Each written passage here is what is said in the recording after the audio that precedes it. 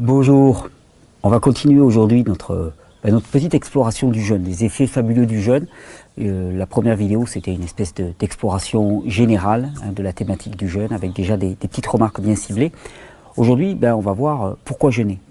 Pourquoi est-ce que le jeûne est aussi efficace d'un point de vue métabolique? Pourquoi est-ce que le jeûne amène à de telles guérisons, à de tels miracles, véritablement? Je sais que vous êtes impatient de passer à la phase pratique. La phase pratique, de toute façon, elle est simple. N'importe qui peut sauter un repas déjà et expérimenter les effets que l'on va lister aujourd'hui. Mais c'était pour vous donner encore plus de conviction, que vous compreniez vraiment que le jeûne permet de mobiliser des ressources extrêmement spécifiques du corps que rien d'autre ne peut venir mobiliser. Et quand je dis que le jeûne est la voie de guérison par excellence, c'est parce que le jeûne permet de mettre en œuvre tout un programme de nettoyage et de reconstruction exceptionnel dans le corps. Le jeûne, c'est vraiment l'expression de notre nature vivante. C'est-à-dire que notre nature vivante ne s'exprime jamais aussi bien que dans le jeûne. Alors, pour être clair, on va essayer de faire une vidéo brève, on va essayer de faire des vidéos relativement brèves, thème par thème, dans cette série sur le jeûne. Le jeûne ne commence que lorsqu'on a épuisé les réserves du sucre dans l'organisme. En vérité, le vrai jeûne, tu sais, souvent on dit, à partir du moment où on s'arrête de manger, on commence à jeûner. En vérité, d'un point de vue biologique, on pourrait dire que le jeûne ne commence qu'à partir du moment où on commence à transformer nos réserves de graisse en corps cétoniques qui vont venir nourrir la mitochondrie, nourrir la cellule. Donc comment ça se passe? On a consommé notre repas, il faut 6 à 12 heures pour que le repas précédent soit entièrement digéré et assimilé, passé dans le sang. On commence à consommer tout ce glucose. Donc pendant les 12 heures qui suivent le dernier repas, on fonctionne sur le sucre apporté par le repas précédent. Ensuite, on commence à avoir notre niveau de sucre dans le sang qui commence à baisser. Donc automatiquement, on va aller utiliser des réserves de glycogène, qui est la forme de stockage du sucre dans le foie en particulier. On utilise nos réserves de glycogène. Donc nos réserves de glycogène, ça commence entre 12, 18, 24 heures, selon la taille du repas, après le dernier repas. Il y en a qui peuvent passer toute une journée sur le dernier repas. Et puis là, de 24 à 36, 48 heures, on fonctionne sur le glycogène. Donc on va dire que selon les cas, il faut entre 1 jour et 2 jours pour passer à la troisième étape. La troisième étape, il n'y a plus de sucre, il n'y a plus de glycogène. Et à ce moment-là, le corps commence à taper dans ses réserves, dans ses graisses, qui sont les produits de stockage à long terme. Il commence à taper dans ses graisses pour pouvoir produire ce qu'on appelle des corps cétoniques qui vont venir nourrir nos cellules, faire fonctionner nos cellules en l'absence de sucre. Alors, la première vertu du jeûne, c'est d'abord une vertu de détoxification de l'organisme. Alors détoxification, pourquoi? Parce que comme je vous le dis, on va aller brûler nos réserves graisseuses de l'organisme. Or, on sait très bien que dans nos réserves graisseuses sont stockés énormément de produits polluants, particulièrement des polluants environnementaux. Et d'ailleurs, en période de jeûne, il y a de nombreuses expériences qui ont été faites et on voit que l'excrétion urinaire, par exemple de produits comme le DDT ou certains défoliants, augmente énormément. Ça veut dire quoi simplement? Ça veut dire que en période de jeûne, la personne commence à brûler ses graisses. En brûlant ses graisses, elle libère les substances toxiques environnementales qui étaient prisonnières de ces graisses, un peu comme des produits seraient prisonniers des glaces d'une certaine manière. Puis quand les glaces fondent, ça libère ces produits. Mais là, c'est exactement la même chose. On libère ces produits toxiques qui étaient stockés dans les graisses, qui vont être ensuite éliminés par les reins, par les intestins, par les poumons, par la peau, en moindre mesure. Et ça, c'est la première vertu. Vertu de détoxification de l'organisme par le simple fait que l'on brûle les graisses et que ces graisses libèrent les produits toxiques qui étaient stockés à l'intérieur. La deuxième vertu, je vous l'ai dit, c'est de libérer énormément d'énergie nerveuse pour faire toutes ces opérations. Ça, on l'avait évoqué dans la première vidéo. La troisième vertu, qui me paraît là essentielle, et qui est certainement même le fondement même de la vertu du jeûne, c'est ce qu'on appelle le phénomène d'hormèse. Hormèse, H-O-R-M-E, accent grave, S-E. L'hormèse, c'est la capacité qu'a un organisme vivant à répondre à un stress de faible intensité. Globalement, qu'est-ce que ça veut dire? Ça veut dire que si on soumet un organisme vivant à un stress de faible intensité, en tout cas un stress adapté à cet organisme vivant, et on va voir la petite différence, eh bien cet organisme vivant répond par une amélioration. C'est une loi biologique, c'est comme la loi de l'homéostasie. La loi de l'hormèse existe à l'échelle de tous les organismes vivants, et elle dit que finalement, c'est une réponse favorable à un stress d'intensité faible, supportable par l'organisme.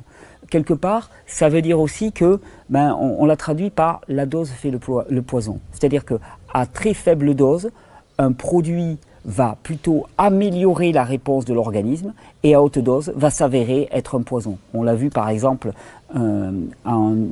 sur des modèles de rats de laboratoire, quand on les exposait à de faibles doses de pollution radioactive, eh bien leur organisme s'améliorait dans la protection de ce dit organisme contre les pollutions radioactives. Par contre, si on les soumet à une haute pollution, à ce moment-là, ils sont irradiés.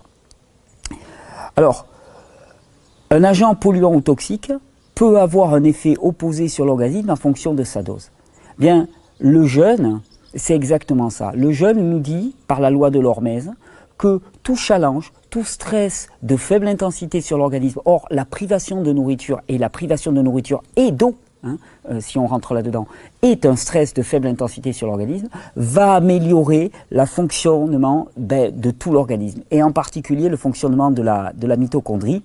On sait que dans la mitochondrie, il y a une classe d'enzymes qu'on appelle les sirtuines, ça s'écrit S-I-R-T-U-I-N-E-S, et les sirtuines, elles jouent un rôle essentiel dans le rôle de régénération cellulaire. Elles jouent un rôle essentiel dans ce qu'on appelle l'apoptose aussi. L'apoptose, c'est la mort cellulaire programmée, c'est-à-dire la destruction des cellules. Elles programment la destruction des cellules. Elles jouent un rôle essentiel dans la transcription de notre code génétique. C'est la première étape de l'expression génétique. Elles jouent un rôle dans le fonctionnement et dans le métabolisme de toute la mitochondrie, ces sirtuines. Et donc, l'hormèse, finalement, va jouer via ces sirtuines pour améliorer le fonctionnement de nos cellules en période de stress, en période de raréfaction alimentaire. Alors là, je ne sais pas si vous vous rendez compte, au niveau fondamental, c'est vraiment toute la vertu du jeûne.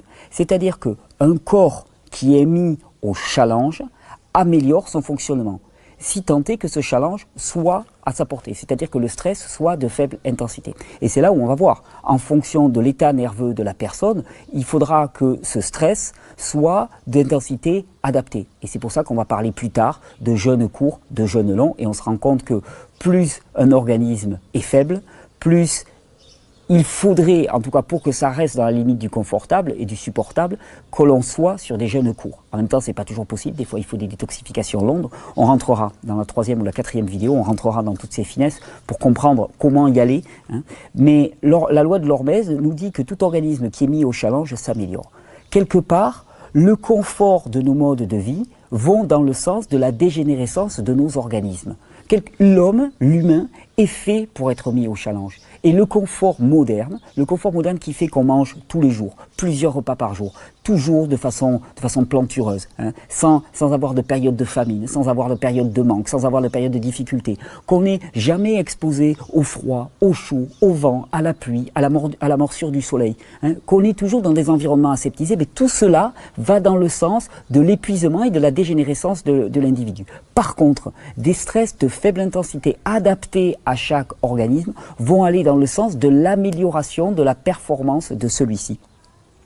Et donc, la loi de l'hormèse appliquée aux jeunes, on appelle ça la mito-hormèse, l'hormèse mitochondriale, eh bien, explique que en période de jeûne adapté dans sa durée, dans son intensité par rapport à la capacité de l'organisme dont on parle, eh bien, en période de jeûne, on va avoir un fonctionnement de la cellule qui va se retrouver extraordinairement amélioré. Ça, c'est un point fondamental du jeûne. Vous pouvez aller voir sur Google hormèse et vous allez voir un petit peu ce que le jeûne apporte à ce niveau-là. Et puis, globalement, pensez que dans notre mode de vie, tout va dans le sens du confort. Eh bien, tout le confort moderne va dans le sens de la diminution des capacités de l'individu, dans la dégénérescence des organismes. Et c'est comme ça qu'on sait que, par exemple, vous savez, on parle parfois des douches froides. La douche froide comme vecteur de santé. Oui, bien sûr. Et puis là, on rentre bien dans la notion de stress de faible intensité. Je vous dis, Plus un organisme est fatigué, plus la douche froide va être mal tolérée. Plus un organisme est fort, plus la douche froide va être positive. Si un organisme est faible, eh bien la douche froide va être un challenge, une démarche beaucoup trop haute pour lui. La loi de l'Hormèse nous dit que le stress doit être adapté, le jeûne doit être adapté en intensité et en rigueur à l'organisme auquel il est destiné, mais en même temps, un stress d'intensité adaptée sera toujours favorable pour l'individu. C'est pour ça que tous les gens qui vous disent « Ah, il faut manger 3 fois par jour pour maintenir un haut métabolisme ». Bidon complet. Au contraire, il n'y a pas meilleur moyen que de ralentir le métabolisme que de manger 3 repas par jour, que de manger régulièrement. Et il y a même des expériences, je vous en parlerai quand on parlera par exemple de masse grasse et de masse maigre et de jeûner pour maigrir. Eh bien, on verra que effectivement, en période de jeûne, le métabolisme augmente, ce qui est rassurant. Au contraire, c'est les 3 repas par jour, c'est les 5 repas par jour qui ralentissent globalement le métabolisme. Donc on a parlé des détoxifications. On a parlé de cette loi de l'Hormèse qui dit que tout challenge pour l'organisme eh bien, améliore le fonctionnement de celui-ci. Donc chaque fois que vous sautez un repas, vous améliorez le fonctionnement de votre organisme. Vous améliorez le fonctionnement cellulaire. Vous améliorez le métabolisme au niveau de la mitochondrie. Vous améliorez le fonctionnement global, la transcription de votre ADN. Tout le fonctionnement cellulaire s'améliore. Ensuite, troisième, il y a la fameuse autophagie, l'autolyse. L'autolyse ou l'autophagie, c'est une particularité de notre organisme. On se rend compte que à partir du moment où l'organisme n'a plus de nourriture qui vient de l'extérieur, il commence à puiser dans ses propres réserves. Et quand il puise dans ses propres réserves, quand il commence à désagréger ses propres tissus, il ne choisit pas au hasard. Il y a une intelligence qui a créé ce corps, et cette intelligence-là, elle a fait qu'il y a des modes de fonctionnement dans ce corps qui sont juste parfaitement adaptés. On ne va pas venir détruire nos organes vitaux, au contraire, on va venir détruire les tissus les plus dégénérés, les plus faibles de tout notre organisme. Donc, entre nous soit dit, les tissus les plus malades de tout notre organisme. Ce sont les éléments non vitaux qui vont être consommés, digérés littéralement, et qui vont être décomposés pour faire quoi? Eh bien pour apporter des nutriments pour de la reconstruction. Et d'ailleurs c'est intéressant parce qu'on se rend compte qu'en période de jeûne, la synthèse protéique est largement améliorée. Elle est rendue plus efficace. On verra tout à l'heure, que l'hormone de croissance est boostée en période de jeûne. Notre hormone de croissance, cette fameuse hormone de croissance qui permet la reconstruction des tissus et puis qui permet le métabolisme protéique en particulier, l'hormone de croissance est boostée. Donc la synthèse protéique est boostée. Donc en période de jeûne, non seulement notre corps va venir se nourrir des tissus les plus faibles, les plus dégénérés, les plus malades de tout notre organisme, mais à partir de ces tissus-là, il va pouvoir reconstruire des tissus sains. Si ça ne suffisait pas à justifier le jeûne, je ne vois pas ce qui pourrait le justifier. Donc on a parlé de détoxification, on a parlé d'hormèse, on a parlé d'autophagie, autolyse. Les deux termes ne sont pas exactement similaires, mais on va les assimiler pour ne pas complexifier à l'extrême. Et puis il y a un quatrième facteur, c'est ce qu'on a appelé les BDNF. Donc c'est le facteur neurotrophique issu du cerveau, Brain Derived Neurotrophic Factor. Neurotrophique, qu'est-ce que ça veut dire simplement? Ça veut dire que c'est un produit, c'est un facteur, c'est une protéine, la BDNF, qui va favoriser la croissance, la multiplication des neurones dans le cerveau. Vous savez, on nous a dit longtemps que nos neurones étaient fixés à la naissance, puis qu'après ça ne bougeait plus. En vérité, c'est complètement faux. Les neurones dans le système nerveux central en particulier, on a la capacité de continuer à en produire et c'est fortement médiaté par cette BDNF. En période de jeûne, la quantité de BDNF est simplement doublée, triplée, je ne me souviens plus, mais enfin, c'est juste sans commune mesure. Énorme production de ce facteur de croissance qui est la BDNF.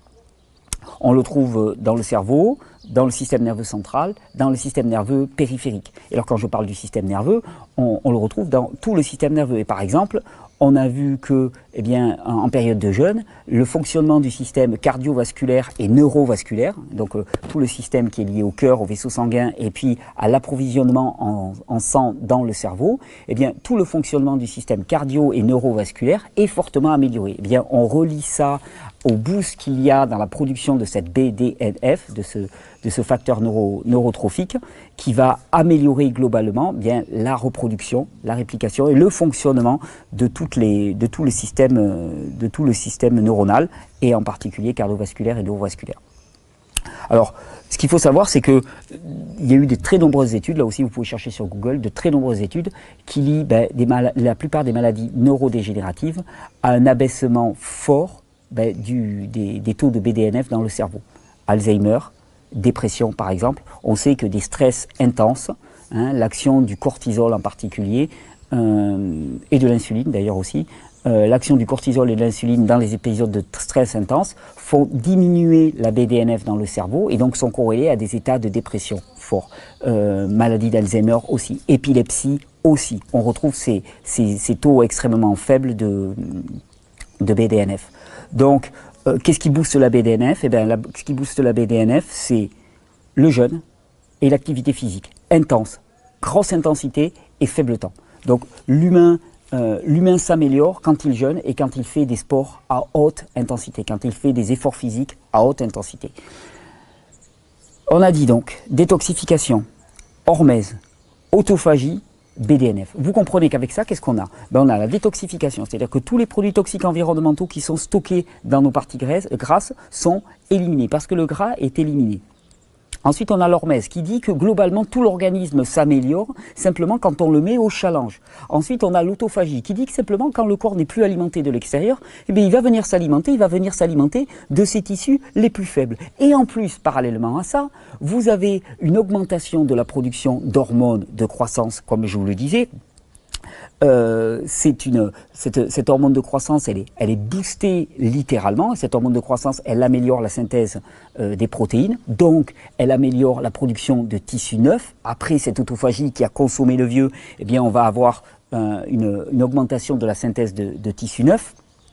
Ensuite, eh bien, on a une augmentation nette de la production de BDNF, ce qui veut dire que ça va améliorer tout ce qui est du domaine du neurodégénératif. Tout le système nerveux va être renouvelé par la production de cette hormone BDNF. Non seulement d'un côté, on nettoie, de l'autre côté, on régénère complètement. Alors ensuite, il faut savoir que dans tous les tests qui ont été faits sur tous les organismes vivants, que ce soit des levures jusqu'aux mammifères, eh bien, le seul facteur non génétique qui puisse influencer la longévité des organismes, qu'est-ce que c'est? C'est le jeûne. C'est le seul facteur qui a permis d'augmenter de façon énorme la longévité des organismes. Moi, par exemple, je me souviens d'études qui avaient été faites sur les poules. Par exemple, on se rend compte que des poules que l'on fait jeûner, eh bien, elles doublent leur espérance de vie, simplement, leur temps de vie. Et puis alors, tu vas dire, oui, non, mais elles doublent leur temps de vie, mais ce sont des légumes. Non, non, mais attends, en période de jeûne, tu n'es pas complètement avachi. Au contraire, je te montre que ton hormone de croissance, elle est boostée.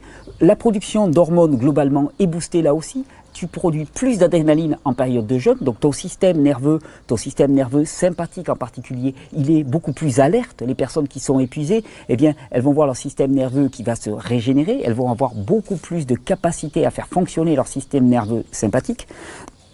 On a une meilleure sensibilité à l'insuline et d'ailleurs le jeûne est le meilleur moyen de faire baisser les niveaux massivement important d'insuline dans le sang. Or, vous l'avez compris, on y reviendra plus précisément quand on parlera de jeûne et de perte de poids, mais l'insuline est une hormone, quelque part, qui amène au stockage de matières grasses et qui empêche que l'on utilise les matières grasses de notre organisme. L'insuline, c'est aussi l'hormone qui fait que vous allez avoir cette espèce de petite tension, cette espèce de petite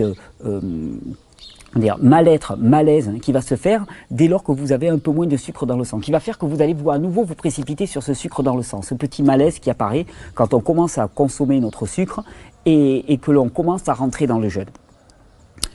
Ce qu'il faut savoir, c'est que il est important que notre corps aille taper dans ses stocks régulièrement. On ne fait pas des stocks pour rien. Dans la nature, on fait des stocks en période d'abondance pour ensuite pouvoir les brûler en période de disette.